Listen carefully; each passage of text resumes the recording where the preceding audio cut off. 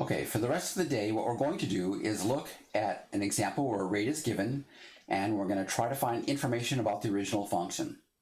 So specifically, I'm watching air come out of a balloon. I decided it looked like an exponential function, so I came up with something that looked like the rate is 8 times 0.5 to the t, and that'll tell us how fast air is escaping from the balloon in cubic feet per second. And what I want to know is over the first 3 seconds, how much air came out. And what I'm going to do at this point is just go over to my little whiteboard and see what we can scrawl. So here we go. So we have this. Now here's our exponential function, and what I want to do, because I can't really at this point find what the exact amount of escaped air is, I'm going to try an estimate. In particular, I'm going to try to find 2 things. I'm going to try to find an upper bound.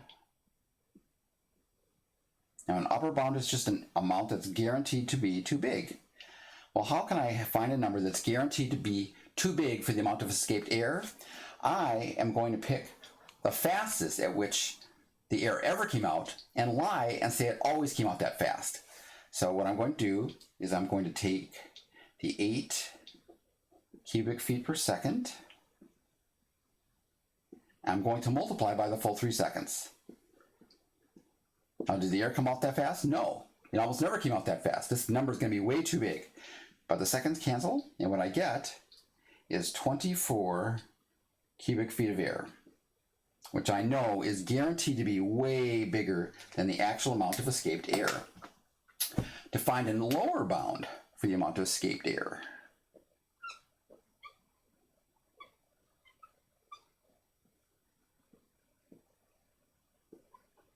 what I'm going to do is pick the slowest at which the rate ever came. Well, because I picked a rate graph that was going slower and slower and slower, that's going to happen at the right endpoint.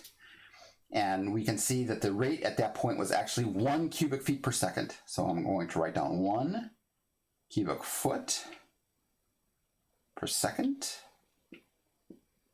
I'm multiplying by the full 3 seconds. And I'm going to say that 1 cubic foot is guaranteed to be too small. And what we're going to do is try to draw a couple conclusions. Number one, and we'll use this argument a lot this semester, is if someone gives us a number that's too big, guaranteed, and a number that's guaranteed to be too small, we can come up with an estimate and an error bound. And I'm going to use a number line just to explain this. Yes, so if I put 1, and I know 1's too small, and I put 24,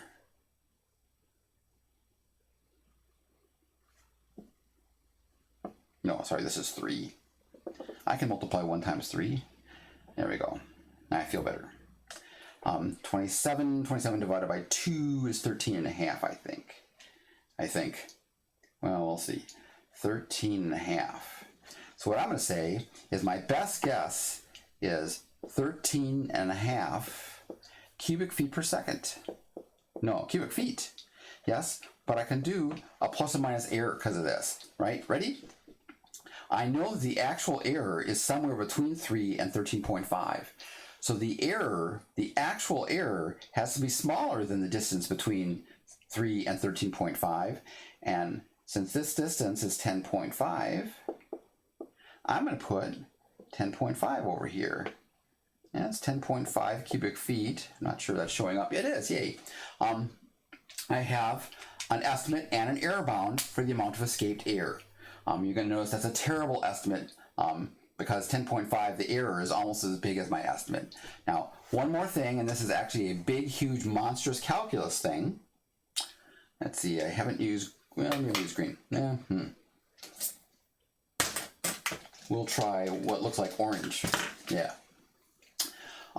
The thing about it is, whenever we see 2 numbers multiplied together in a math class, that's always an area.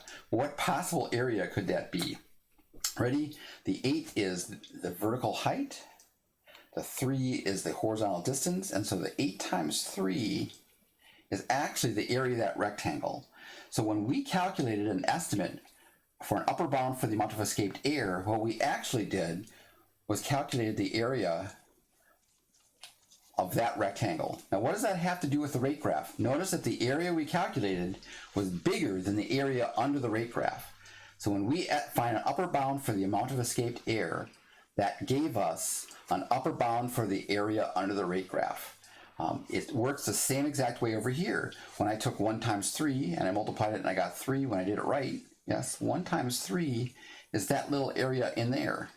Now, so not only was 3 smaller than the amount of escaped air, but you can see that the 3 is the area of that rectangle, which is smaller than the area under the rate graph. So we have over here, not only is 13.5 plus or minus 10.5 an estimate for the amount of escaped air, but it's also an estimate for the area under the rate graph, because this one was too big, this one was too small, and the little number line thing we did at the bottom, the argument carries completely through. All right, what we want to do now is make this a better estimate because the one we have at the moment sucks.